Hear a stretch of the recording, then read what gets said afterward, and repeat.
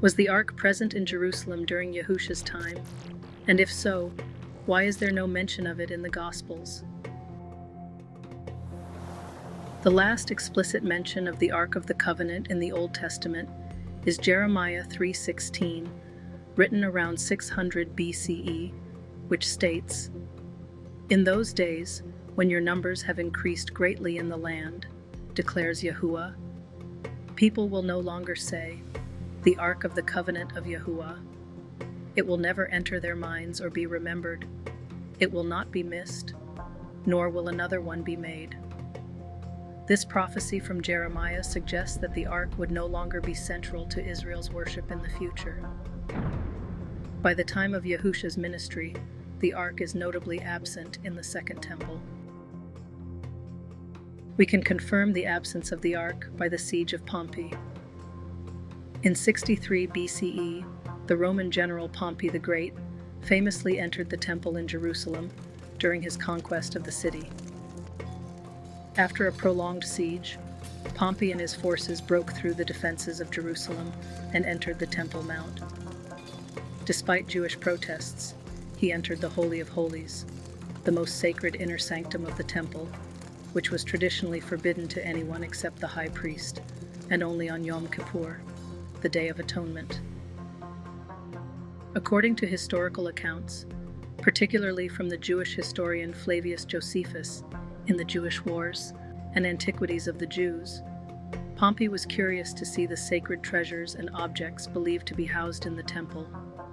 However, to his surprise, he found the inner chamber empty. There was no physical image or idol, which was unusual for temples in the ancient world. This encounter left Pompey and his Roman followers puzzled, as it contrasted sharply with the idol worship common in other religions of that time.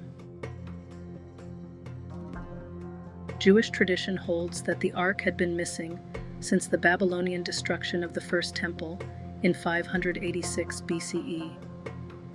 By the time of the Second Temple, the ark's exact location or fate remained a mystery, contributing to the mystique and reverence surrounding the Holy of Holies, even in its absence.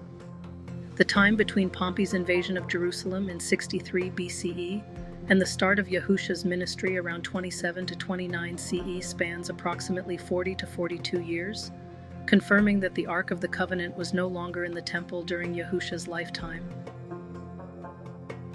The question now is, when did the Ark of the Covenant disappear? To unravel the mystery of its disappearance, we need to look back at 1 Samuel for deeper insight. The phrase, "the glory has departed," comes from 1 Samuel 4:21 to 22. This passage describes the aftermath of a devastating defeat of Israel by the Philistines, who also captured the Ark of the Covenant. Eli, the priest's daughter-in-law, upon hearing of the loss of the Ark and the deaths of her husband and father-in-law, names her newborn son Ichabod, meaning no glory, or the glory has departed. The verses read, "She named the boy Ichabod, saying, 'The glory has departed from Israel because of the capture of the Ark of Yahuwah and the deaths of her father-in-law and her husband.' She said, 'The glory has departed from Israel, for the Ark of Yahuwah has been captured.'" We see that the Ark of the Covenant was truly considered the glory of Israel, a theme that appears again in the book of Ezekiel. The departure of Yahuwah's glory from the temple in Jerusalem is vividly described in Ezekiel 10. The prophet witnesses a vision in which the glory of Yahuwah gradually leaves the temple because of the people's unfaithfulness and idolatry.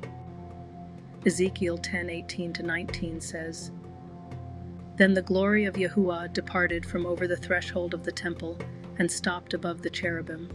While I watched, the cherubim spread their wings and rose from the ground, and as they went, the wheels went with them.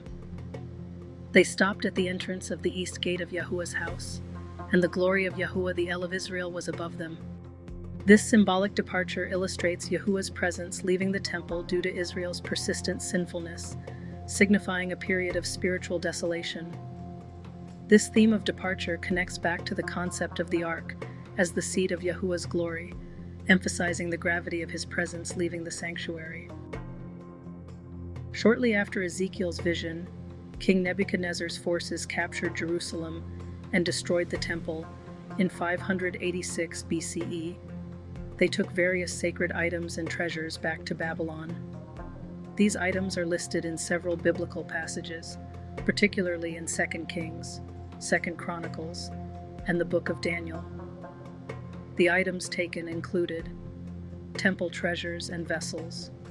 Gold and silver items from the temple's treasury were carried off as spoils, sacred furnishings and utensils. This included bowls, censers, pots, shovels, and basins used in temple rituals, bronze pillars, the sea, and stands.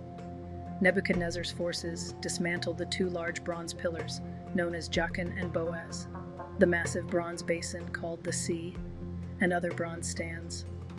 Gold and silver cups. These are mentioned in Daniel 1:2 and reappear in Daniel 5 when King Belshazzar, Nebuchadnezzar's successor, uses them during a royal feast. Notably, there is no mention of the Ark of the Covenant among these captured items. The final mention of the Ark of the Covenant is in the New Testament in Revelation 11:19. This is the only explicit reference to the Ark in the New Testament, and it appears in a vision experienced by the Apostle John. In this passage, John sees the Ark not on earth, but in the heavenly temple. Then Yahuwah's temple in heaven was opened, and within his temple was seen the Ark of his covenant. And there came flashes of lightning, rumblings, peals of thunder, an earthquake, and a severe hailstorm. In summary, the Ark was taken by Yahuwah from the temple before the Babylonian invasion and placed in the Holy of Holies in the heavenly realm, where Yahusha now ministers as high priest until his second coming. Hebrews 9:11-12.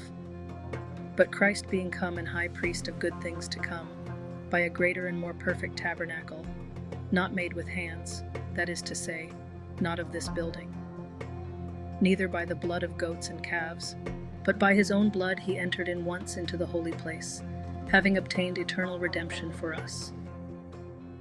Thank you for watching. Please like, comment, and subscribe for more content.